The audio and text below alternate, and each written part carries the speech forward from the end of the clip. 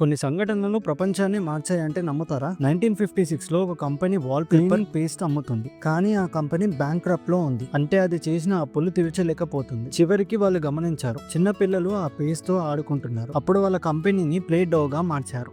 1928లో ఒక scientist Alexander Fleming ఒక Petri dish లో బ్యాక్టీరియా పెట్టాడు, కానీ అది బయట పడిపోయింది. తిరిగి వచ్చాక ఒక విషయం గమనించాడు, ఒక టైప్ ఆఫ్ మోల్డ్ బ్యాక్టీరియా చంపేస్తుంది. ఆ మోల్డ్ ని పెన్సిలియం నటాటూమ్ అని పిలుస్తారు. ఇది మొదటి యాంటీబయాటిక్ పెన్సిల్ ని కనుక్కోవడానికి కారణమైంది. ఇది మెడికల్ వరల్డ్ ని మారిపెట్టింది మరియు లక్షల మంది ప్రాణాలు కూడా కాపాడింది.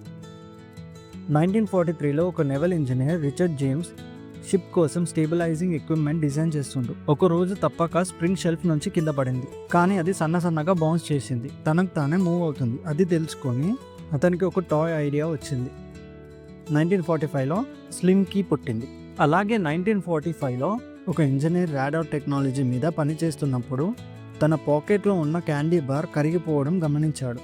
దాని కారణం మైక్రోవేవ్స్ అని తెలుసుకొని ఫుడ్ని ఫాస్ట్గా కుక్ చేయడం కోసం యూస్ చేయొచ్చు అని రీసెర్చ్ చేశాడు. ఇలా మైక్రోవేవ్ ఓవెన్ కనిపెట్టడం జరిగింది మరియు అది మన ఫుడ్ కుక్ చేయడంలో ఒక పెద్ద స్థానమే పొందింది.